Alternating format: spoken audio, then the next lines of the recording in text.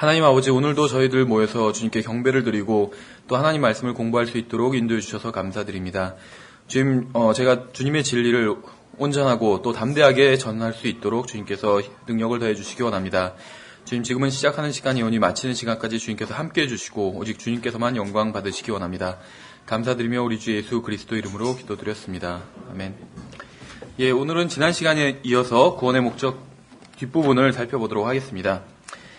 예, 로마서 5장에는 1절에 그러므로 우리가 믿음으로 의롭게 되어 우리 주 예수 그리스도를 통해 하나님과 화평을 누리는도다 이렇게 말씀하고 있습니다. 그래서 예수님을 믿은 사람은 하나님과 화평을 누리고 있다라고 말씀하고 있어요. 근데 이제 뒤에서 나오겠지만 예수님을 믿기 전에는 하나님과 원수였다고 말씀하고 있죠. 근데 예수님을 믿고 나선 하나님과 화평을 누리게 되었다고 말씀하고 있어요. 근데 이것은 단순히 원수였다가 이제는 원수가 아니다. 그 정도의 관계만 말씀하고 있는 것이 아니라 구원의 영원한 보장에 대해서 확신을 줄 수 있는 그러한 말씀이라는 것입니다. 왜냐하면 지금 내가 구원을 받았다 할지라도 앞으로 구원을 잃어버리게 될 가능성이 있다면 결코 하나님과 화평한 관계를 유지할 수 없다는 것이죠. 만약 구원이 조건적인 것이라면 하나님과 화평을 누릴 수가 없습니다. 왜냐하면 하나님께서 언제 구원을 취소하실지 알 수 없기 때문에 두려운 마음으로 살아야 하기 때문에 그렇다는 것이죠. 행위로 구원받은 게 아니라 믿음으로 의롭게 되었다면 하나님과 화평을 누릴 수가 있습니다. 로마서에서는 이제 5장에서 우리가 구원받기 전, 또 구원받고 나서, 또 구원받은 이후에 대해서 말씀하고 있는데 8절부터 제가 읽어보면 우리가 아직 죄인이었을 때 그리스도께서 우리를 위해 죽으심으로써 하나님께서 우리를 향한 자신의 사랑을 당당히 제시하시느니라 이렇게 말씀하고 있습니다. 이것은 이제 과거에 대한 말씀입니다. 과거에 우리가 죄인이었고 또 구원받았다 이런 의미의 말씀인 것이죠. 10절에서는 이는 우리가 원수였을 때 하나님의 아들의 죽음으로 말미암아 하나님과 화해하게 되었을진데 화해하게 된 자로서 더욱더 그분의 생명으로 말미암아 구원을 받을 것이기 때문이라. 현재에 대한 말씀이고 9절은 미래에 대한 말씀입니다. 그러면 이제 우리가 그분의 피로 말미암아 의롭게 되었은즉 더욱더 그분을 통해 진노로부터 구원을 받으리니 미래에 대한 말씀이라는 것이죠. 그래서 과거에 우리의 혼이 구원받았고 미래에 우리의 몸이 구원받을 것입니다. 이것을 혼동하게 되면 구원의 영원한 보장에 대해서도 혼동하게 되는 것이죠.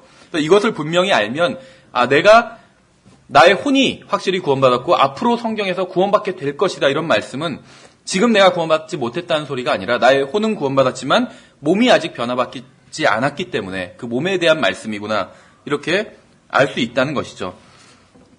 이 로마서 8장에서는 구원의 영원한 보장에 대한 그런 아주 강력한 말씀들이 있습니다. 8장 34절에서 누가 정죄하리요 죽으신 분은 그리스도시요 참으로 다시 일어나신 분도 그리스도시니 그분께서 바로 하나님의 오른편에 계시며 또한 우리를 위해 중보하시느니라 이렇게 말씀하고 있어요. 그러니까 예수 그리스도께서는 하나님 아버지 오른편에서 구원받은 사람을 위해서 중보하고 계시다는 것입니다. 그래서 어떤 사람이나 심지어 마귀조차도 저를 정죄할 수가 없어요. 어떤 사람이나 마귀도 저를 하나님 앞에서 고소할 수가 없습니다. 예수님께서 하나님의 오른편에 계시는 한 어떠한 고소장도 하나님 앞에 제출되지 못할 것입니다. 따라서 그 누가 고소한다 해도 하나님께서는 그러한 소리를 아예 듣지도 않으실 것입니다. 근데 이제 계속해서 35절을 보면 누가 우리를 그리스도의 사랑에서 떼어놓으리요. 지금 우리가 이제 읽는 35절부터 39절까지 여기는 구원의 영원한 보장에 대해서 말씀하고 계시는데 사실은 구원의 영원한 보장 이상의 것을 말씀하고 있습니다. 계속 읽어보면 환난이나 공경이나 핍박이나 기근이나 헐벗음이나 위험이나 칼이랴 이것은 기록된 바 우리가 종일토록 주를 위해 죽임을 당하며 도살당할 양같이 여겨졌나이다 함과 같으니라 아니라 이 모든 것 가운데서 우리는 우리를 사랑하신 그분을 통해 정복자들보다 더 나은 자들이니라 이렇게 말씀하고 있어요. 여기서 무슨 환난, 핍박, 기근, 벌거벗음, 위험, 칼 이런 것들이 열거되어 있는데 우리가 과거의 교회사를 되돌아보면 비단 과거뿐만 아니라 지금도 북한이나 남미나 여러 지역에서 그리스도인들이 고난받는 사람들이 있습니다. 우리는 그런 것에 대해서 별로 감이 없죠. 우리는 어떤 박해를 받아본 적이 없어요, 사실. 부모님이 교회에 나가지 말라고 하거나 여자친구가 교회에 다니지 않았으면 좋겠다고 하거나 이런 건 박해가 아닙니다. 박해가 아니에요, 그런 거는. 과거의 그리스도인들은 박해를 받았습니다. 근데 과거의 박해는 어떤 박해였냐면 생명의 직접적인 어떤 위협을 느끼는 그러한 박해였어요. 근데 그러한 박해조차도 그리스도의 사랑에서 이 성도들을 떼어놓지 못했다는 지금 말씀을 하고 있는 것입니다. 그렇죠? 그런데 여기서 지금 하나님께서는 우리에게 보증을 주고 계세요. 어떤 보증, 그러니까 구원의 영원한 보장, 이게 일종의 보증입니다. 하나님께서 어떤 약속을 주셨다는 것이에요. 근데 하나님께서 주신 약속이 무엇이냐면 우리가 핍박을 당하지 않을 것이다. 이런 약속은 주신 적이 없어요, 사실. 주님께서는 예수님을 믿는 사람은 어려움을 당하지 않게 하시겠다고 말씀하신 적이 없습니다. 그렇다면 하나님께서 우리에게 주신 약속이 무엇이냐면 그 약속은 바로 그 무엇도 우리를 하나님의 사랑에서 떼어놓지 못하게 하겠다는 약속이에요. 하나님의 사랑에서 떼어놓지 못하게 하겠다는 약속. 이건 조금만 생각해봐도 구원의 영원한 보장 그 이상의 것을 약속해 주셨다는 것을 알 수 있습니다. 여러분이 감옥에 있더라도 하나님께서는 여전히 여러분을 사랑하십니다. 여러분이 병원 침대 위에 누워 있어도 하나님께서는 여전히 여러분을 사랑하십니다. 여러분이 극심한 고난을 당하고 있어도 하나님께서는 여전히 여러분을 사랑하십니다. 하나님께서는 예수님을 믿는 사람들에게 어떠한 고난이나 어려움이 없을 것이라고 말씀하신 적이 없어요.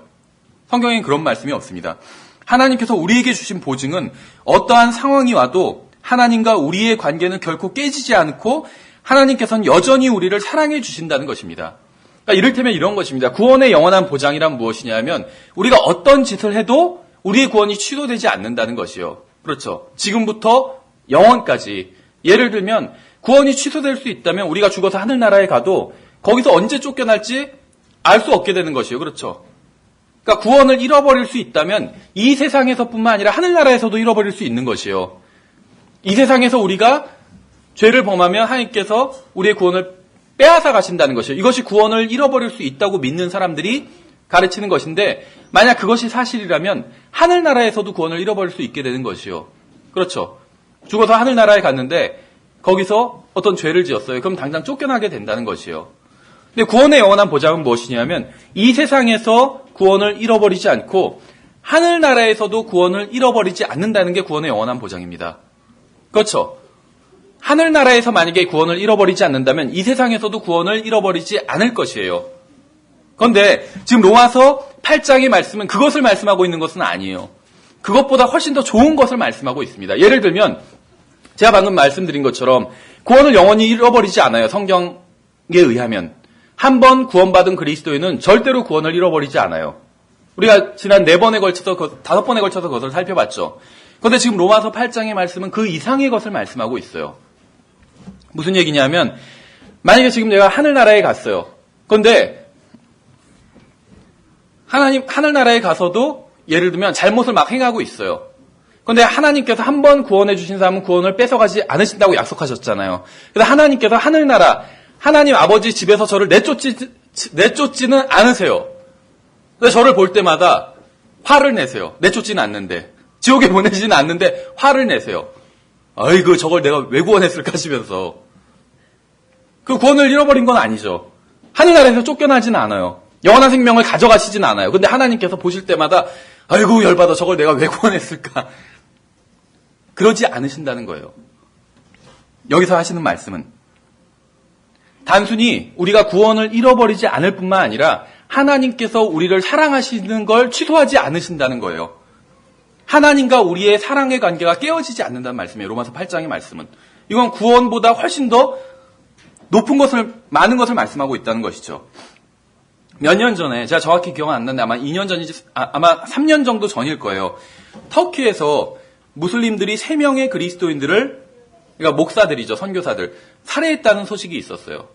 기억하실 거예요, 아마. 독일 계통의 선교사들이었어요. 그 아마 현지인 목사도 한 명 포함됐던 것 같은데, 터키는 무슬림 강성 지역이 아니에요. 한마디로 말하면 리버럴한 그런 무슬림 지역입니다, 터키는. 그렇죠. 이란, 이락 같은 데가 아니에요, 터키는. 그런데도 불구하고 그리스도인들을 살해하는 일이 일어났어요. 아마 자세한 스토리를 아시는 분도 있을 거예요. 이 사람들이 어떻게 살해했냐면, 교회가 이제, 아무래도 무슬림 지역이다 보니까, 교회가 이렇게 우리나라처럼 굉장히 활동을 자유롭게 할 수는 없습니다. 그래서 굉장히 제약받은 상태에서 활동을 하고 있어요. 그래서 이제 믿고자 하는 사람들이 모이면 그 사람들을 대상으로 뭐 성경을 가르친다든지 이렇게 했는데 예수님을 믿는다고 거짓말을 하고 교회에 침투했다가 한 3개월 정도 성경 공부를 하다가 결과적으로는 자기들의 본색을 드러내고 이제 목사랑 또 선교사를 3명을 살해한 그런 사건이었습니다. 근데 무엇이 굉장히 어떤 게 충격을 줬었냐면 그 살해하는 장면을 하나하나 녹화해서 그것을 공개를 했어요, 이 무슬림들이. 그러면서 다른 그리스도인들한테도 경고를 한 것이죠.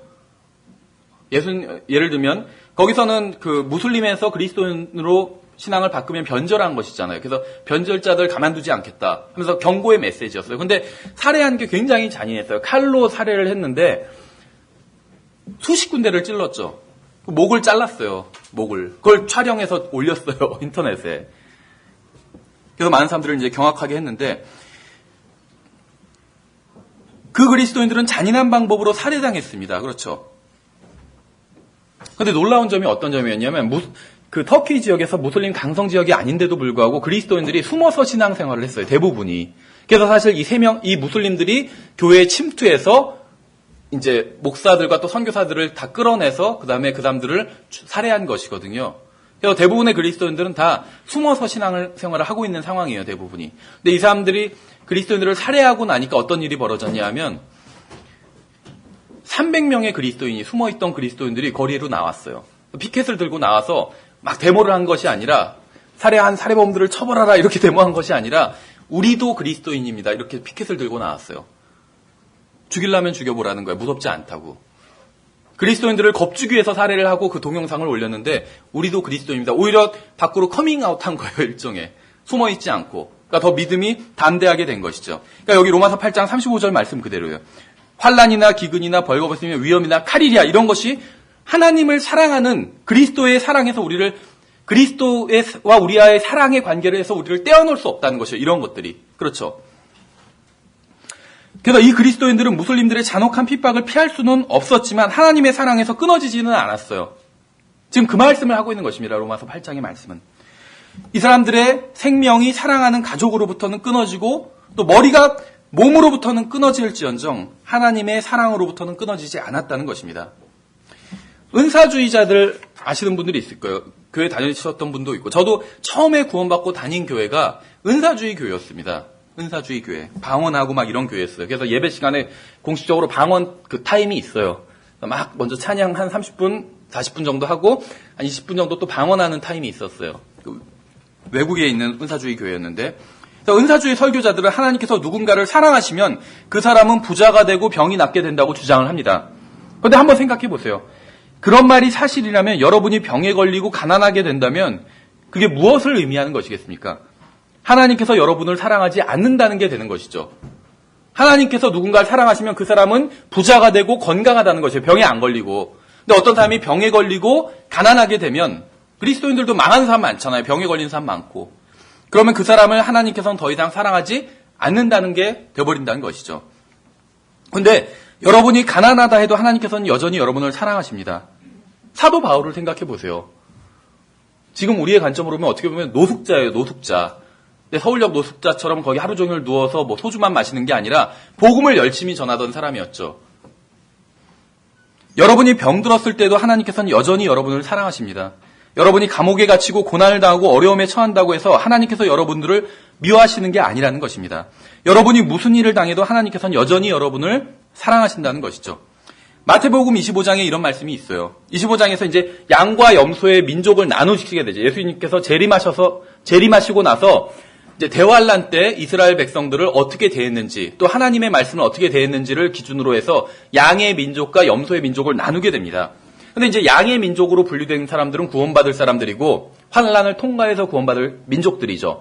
염소의 민족으로 분류될 사람들은 이제 정죄를 받게 될 사람들입니다. 그런데 양의 민족으로 분류된 사람들에게 예수님께서 하시는 말씀이 있어요. 그것은 무엇이냐면 내가 병들고 감옥에 갇히고 그랬을 때 너희들이 나를 찾아와서 돌봐주었다. 그래서 내가 너희들을 정죄하지 않겠다. 이런 말씀이라는 것이요. 그러니까 그 사람들이 의아해해요. 그러면서 주님께 묻죠.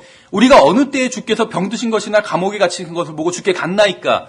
이렇게 오히려 되묻게 되죠. 그러니까 예수님께서 자신의 형제들, 유대인들 말씀하시는 거겠죠. 직접적으로는 환난 증인들, 그 형제들에게 해준 것이 바로 자신에게 해준 것이나 마찬가지라고 말씀하고 있다는 것이죠.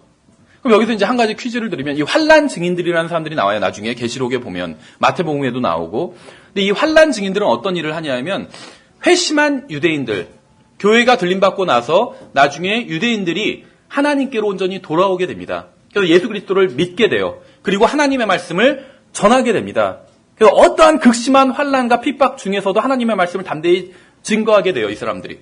그럼 이 사람들을 하나님께서는 사랑하실까요? 사랑하지 않으실까요?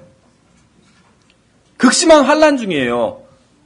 그래서 예수님을 믿는 사람을 지금 박해하진 않죠. 우리나라는. 나중에 대환란 땐 직접적으로 박해를 하게 돼요.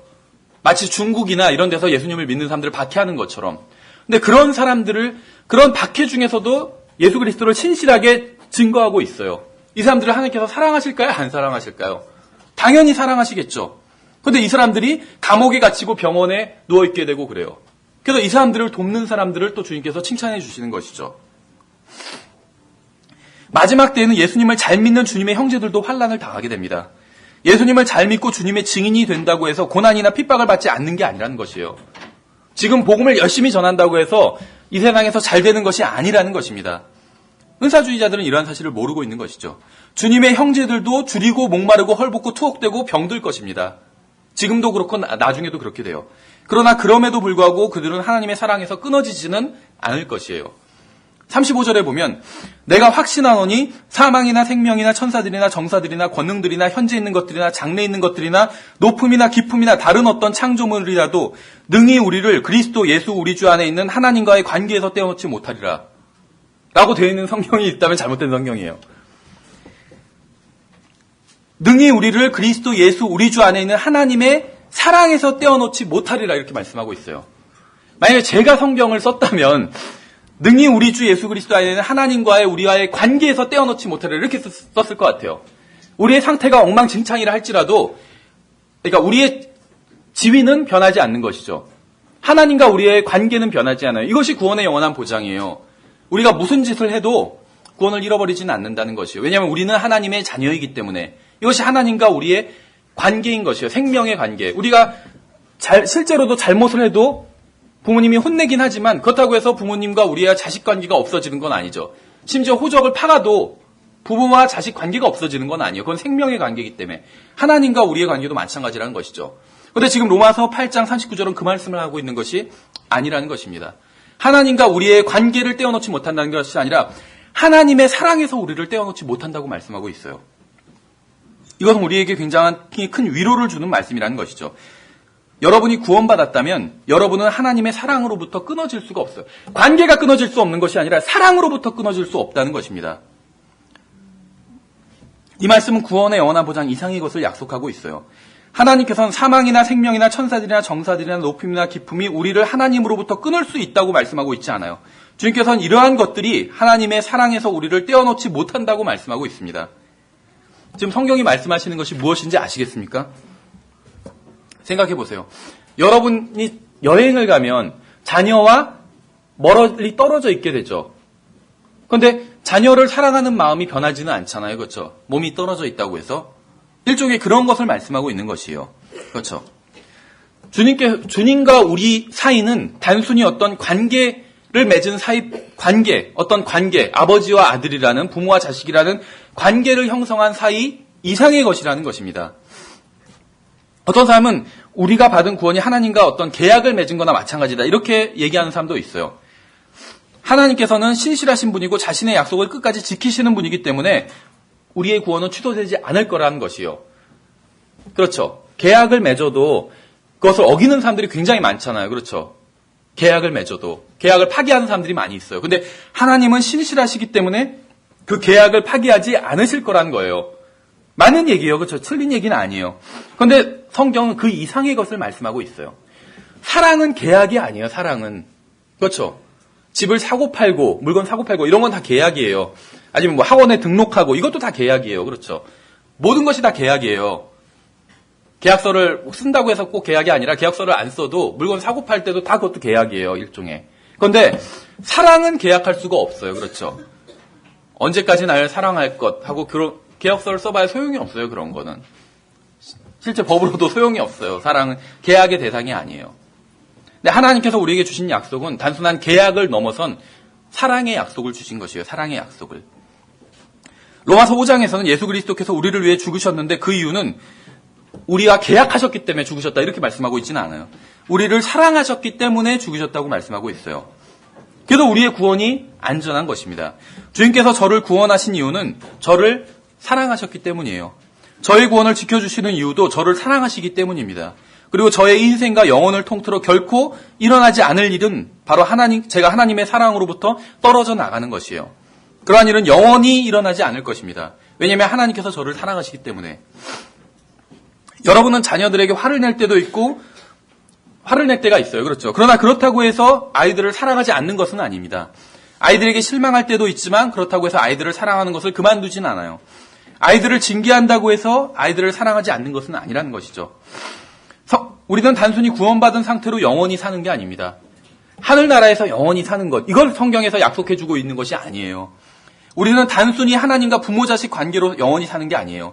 하나님께서는 영원히 우리의 구원을 유지시켜 주실 뿐만 아니라 우리를 영원히 사랑해 주실 것입니다. 하나님께서는 우리를 사랑하십니다. 성경이 그렇게 말씀하고 있어요. 저는 구원을 잃어버리고 싶어서 안달이 난 사람들을 본 적이 있어요. 그러니까 구원을 잃어버릴 수 있다고 믿는 사람들. 로마서 8장 39절은 위대한 말씀입니다. 우리가 단순히 구원을 잃어버리지 않을 뿐만 아니라 영원히 하나님의 사랑도 잃어버리지 않을 것이라고 말씀하고 있어요. 그러니까 하나님의 사랑을 우리가 영원히 잃어버리지 않을 것이다. 이 약속은 구원을 잃어버리지 않을 것이다라는 것보다 훨씬 더 넘어서는 약속인 것이죠. 어떤 사람이 이렇게 반문합니다. 그 어떤 것도 우리를 하나님의 사랑에서 떼어놓지 못한다고 말씀하고 있지만 만일 우리 스스로가 떨어져 나간다면 어떻게 될까요? 이렇게 묻는 사람도 있어요.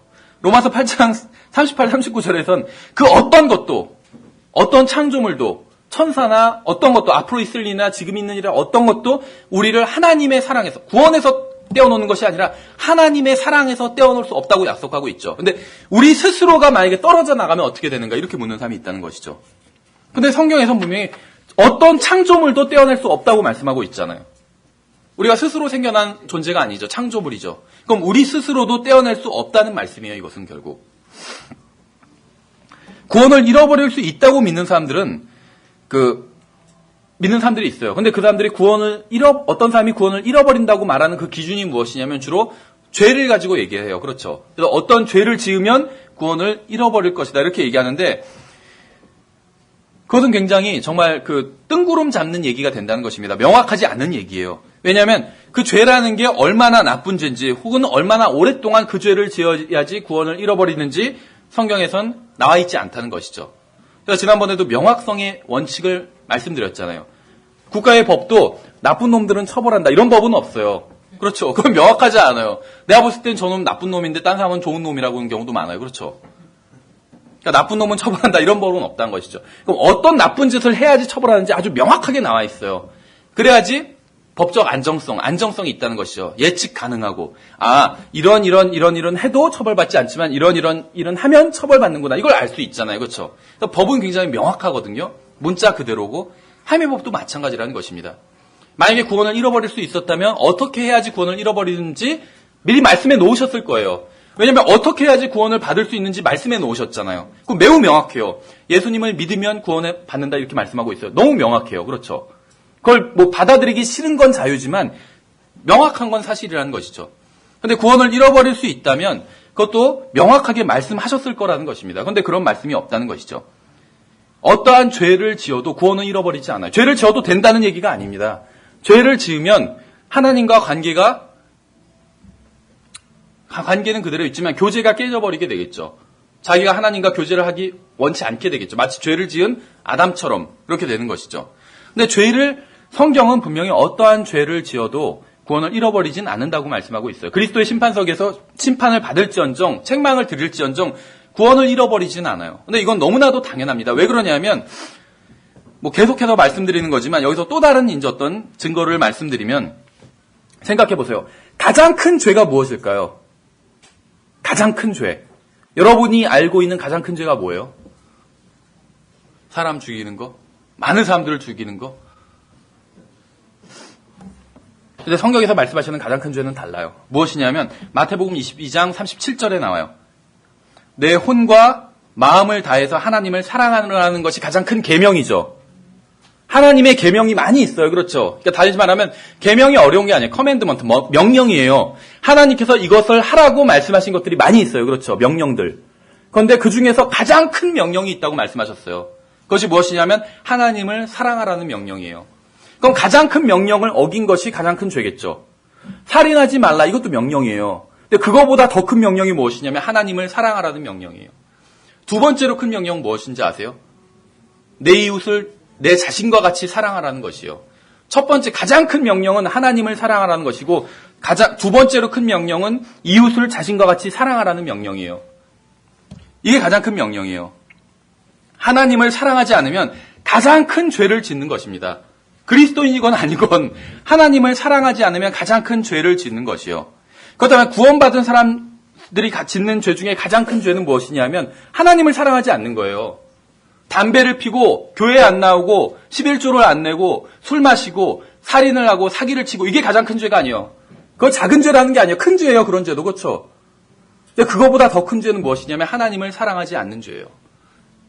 두 번째 큰 죄는 무엇이냐면 이웃을 사랑하지 않는 죄예요. 그렇죠? 생각해 보세요. 근데 하나님을 사랑하지 않으면 어느 때라도 하나님을 사랑하지 않으면 구원을 잃어버릴 수 있다면 우리 중 구원을 안 잃어버릴 사람이 있을까요?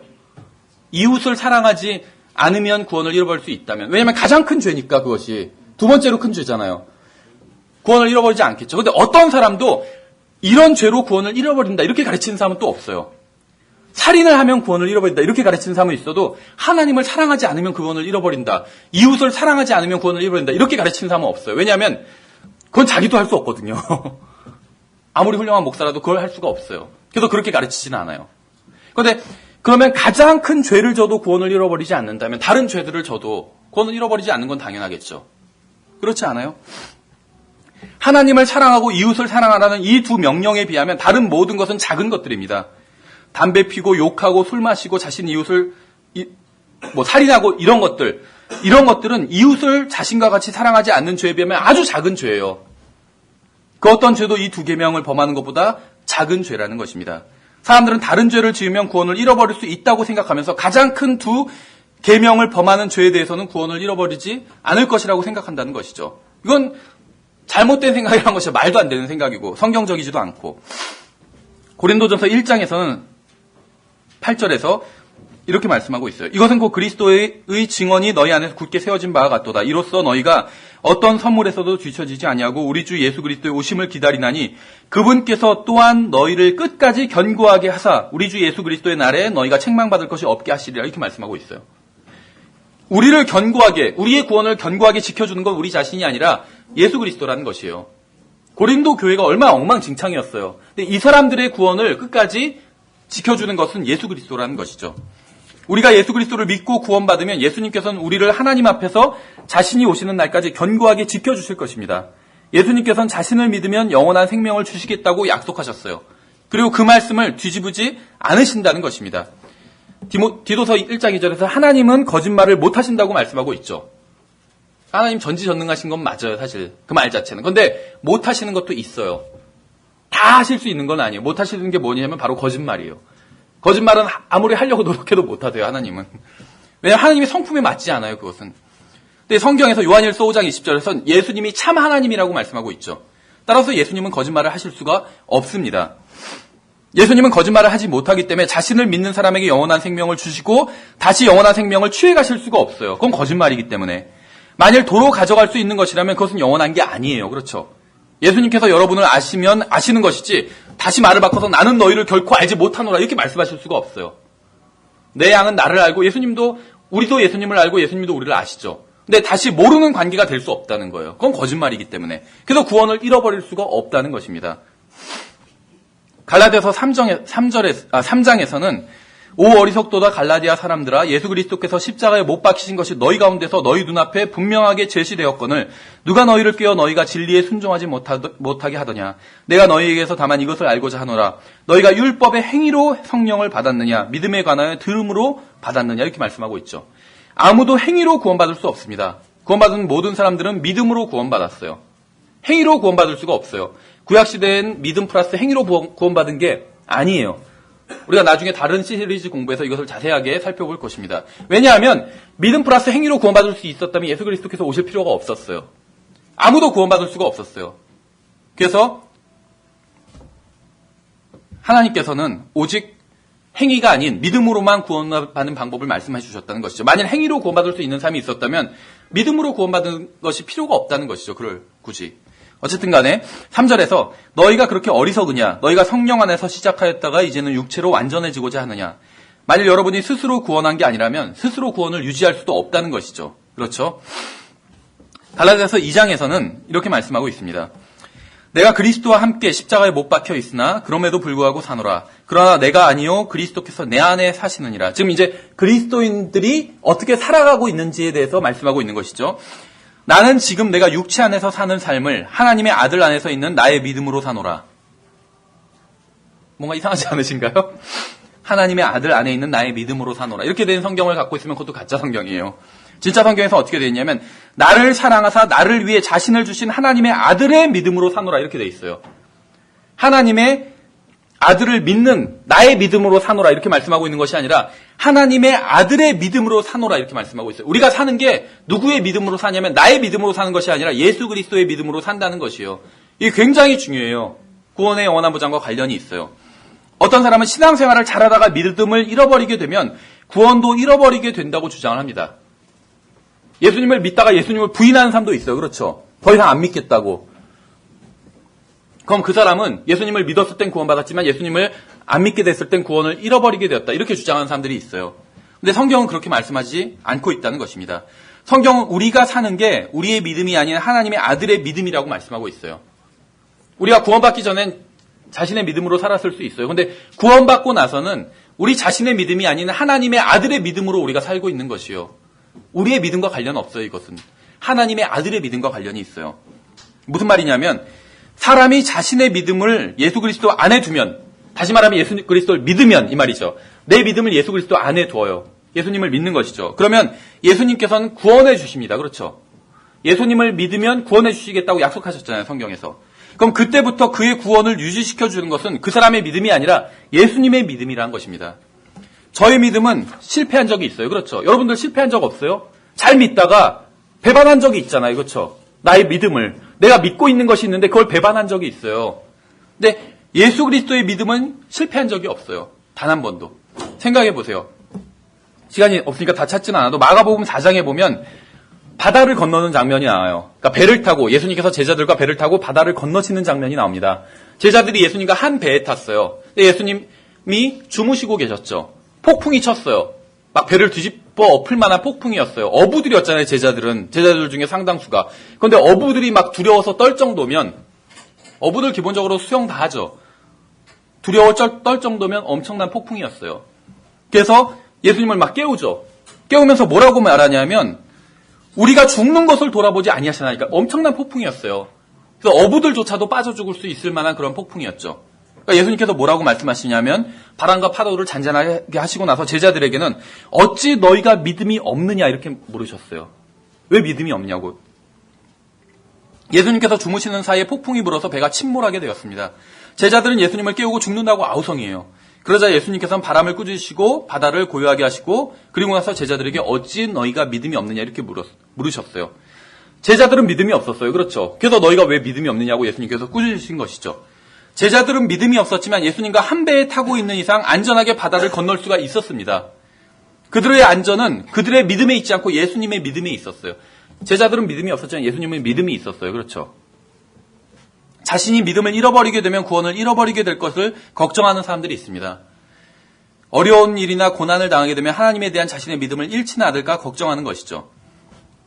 어떤 목사님, 실제로 있었던 일이래요. 미국에서. 어떤 목사님이 있었는데 물건을 사러 가게에 갔어요. 근데 돌아와서 보니까 집이 불타고 있는 거예요. 그래서 막 소방차가 와서 불을 끄고 있어요. 그래서 결국 아내와 아이가 12살인가 여자아이가 그랬었는데 딸이 다 불에 타서 죽었어요. 근데 이 목사님은 아직도 믿음을 잃어버리지 않고 있어요. 계속 목회 활동을 하고 있어요. 인생에 어려운 일을 당하면 믿음을 잃어버리게 될 것 같지만 그렇지 않은 경우도 얼마든지 있다는 것입니다. 우리는 내일 일도 알 수 없습니다. 다음 모퉁이를 돌면 무슨 일이 일어날지 알 수 없다는 것이죠. 그래서 사고를 당하고 그러는 거잖아요. 화재로 아내와 아이를 잃은 사람이 하나님을 원망하고 하나님의 사랑을 의심한다고 해서 누가 뭐라고 하겠습니까? 그렇죠? 전신화상 당한 사람 본 적이 있어요? 본 적이 있어요. 중환자실 갔을 때. 끊임없이 저주가 나와요, 입에서. 욕을 하고. 군대 그 중환병원이었는데, 수도통합병원. 끊임없이 저주를 해요. 근데 병사죠. 그리고 고치는 의사들은 다 장교예요. 근데 막 장교건 뭐건 보지 않고 끊임없이 입에서 저주가 나요. 아무도 뭐라고 안 해요. 아무도 뭐라고 안 해요. 그 전신화상 당한 그 고통이 얼마나 극심하면 그렇게 막 입에서 욕이 나오겠어요. 우리가 그런 사람 비난할 수는 없을 거예요. 그렇죠? 하나님을 잘 믿다가 그렇게 됐어요. 그럼 그 사람이 막 믿음을 버리고 하나님을 욕한다고 해서 우리가 비난할 수는 없겠죠. 그렇죠? 이해가 가요. 어떤 면에 있어서는. 우리는 어떤 일이 벌어질지 알 수 없습니다. 그러나 확실히 알고 있는 것이 있어요. 어떤 일이 벌어질지라도 예수 그리스도께서는 믿음을 저버리지 않으시리라는 것입니다. 우리가 어떤 극심한 사고를 당했어요. 생각해보세요. 그래도 끝까지 믿음을 지킬 것이다, 나는. 그렇게 생각할 수도 있어요. 근데 믿음을 버릴 수도 있어요. 실제 그런 일이 일어나면. 베드로가 뭐라고 했어요, 예수님한테? 다 부인해도 나는 끝까지 부인하지 않겠다고 하면서도 2번씩이나 부인했잖아요. 그렇죠? 나는 전혀 알지 못한다. 또 예수님을 그렇게까지 얘기하면서. 우리도 그렇게 될 수 있어요. 근데 그렇다 할지라도 예수님은 믿음을 저버리지 않는다는 거예요. 그리고 우리가 사는 이 삶, 우리의 생명은 우리의 믿음과 관련이 있는 것이 아니라 예수님의 믿음과 관련이 있다는 것이에요. 그래서 우리의 구원이 안전하다는 것입니다. 에베소서 4장에서는 하나님의 거룩한 영을 슬프게 하지 말라. 그분으로 말미암아 너희가 구속의 날까지 봉인되었느니라 이렇게 말씀하고 있어요. 그래서 우리가 지난 시간에 이것을 구원받으면 성령님께서 오셔서 우리의 혼을 봉인해 주신다. 이렇게 살펴봤었죠. 그래서 우리의 구원을 잃어버리지 않는 거예요. 그런데 하나님께서 우리를 그리스도 안으로 집어넣으실 때 우리를 성령으로 봉인하십니다. 우리가 이 육신의 몸을 벗어버리고 영광스러운 몸을 입는 날까지 성령님의 봉인은 풀리지 않을 것이에요. 그래서 우리의 구원은 안전하다는 것이죠. 근데 비슷한 그 진리를 가르치는 어떤 구약 성경의 사건이 있습니다. 창세기 7장에 나와요. 그렇죠? 노아의 방주. 노아의 방주를 만드시고 하나님께서는 노아의 가족들을 넣으시고 문을 닫아주셨어요. 그 방주를 봉인해 주신 것입니다. 생각해 보세요. 노아의 방주가 엄청나게 멋진 배였을까요? 이거 사각형의 사과 괴짝 같은 모양이에요. 지금 막 방주 그림 보면 막 이걸 배처럼 막 멋있게 그리는데 사각형의 사과 괴짝 같은 모습이에요. 성경 그대로 보면 사과 괴짝 같은. 그렇죠. 노아의 방주에 무슨 뭐 자동 한법 장치나 막 엄청난 그런 첨단 설비가 되어 있을까요? 아니라는 것이죠. 그렇죠. 그냥 사각형의 괴짝이었어요. 하나님께서 봉인해 주셨기 때문에 이 사람들이, 노아의 가족들이 살아남을 수 있었던 거지, 방주가 기가 막히게 완벽한 것이었기 때문에 살아남은 것은 아니었다는 것이죠. 빌립보서 1장에서는 너희 안에서 선한 일을 시작하신 분께서 예수 그리스도의 날까지 그 일을 이루신 것을, 바로 이것을 나는 확신하노라 이렇게 말씀하고 있어요. 여러분이 예수 그리스도를 믿으면 하나님께서는 여러분을 구원해 주십니다. 주님께서는 여러분 안에서 선한 일을 시작하신 것이에요. 우리는 지난 시간에 성령님께서 우리 안에서 우리의 구원을 날마다 새롭게 해주신다는 사실을 살펴봤었죠. 그래서 우리의 겉사람은 썩어 없어져도 속사람은 날마다 새로워지는 것입니다. 하나님께서는 1990년 7월, 정확한 날은 몰라요. 근데 어느 날 저를 모든 죄로부터 깨끗하게 씻어주셨습니다. 그날부터 지금까지 주님께서는 저를 계속해서 깨끗한 상태로 유지해주고 계세요. 제 자신이 그렇게 했다는 것이 아니에요. 불가능해요. 그것은 주님께서 그렇게 하셨다는 것입니다. 주님께서는 제가 하늘나라에 갈 때까지 이 일을 멈추지 않으실 것입니다. 그 약속이 있잖아요. 지금 성경에. 그래서 우리의 구원이 지겹지 않은 것이에요. 왜냐하면 우리의 구원이 날마다 새롭기 때문에.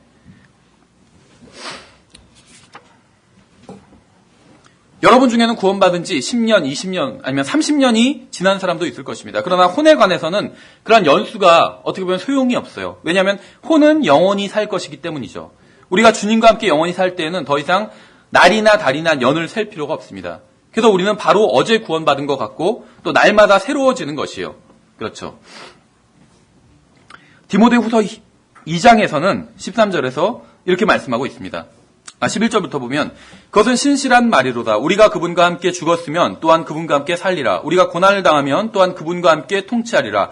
우리가 그분을 부인하면 그분도 우리를 부인하시리라. 근데 중요한 말씀이 13절에 나와요. 우리가 믿지 아니하여도 그분은 항상 신실하시니 자신을 부인할 수가 없느니라 이렇게 말씀하고 있어요. 디모데후서에서는 우리가 믿고 난 후에 믿음을 저버리면 어떻게 되는지 말씀하고 있어요.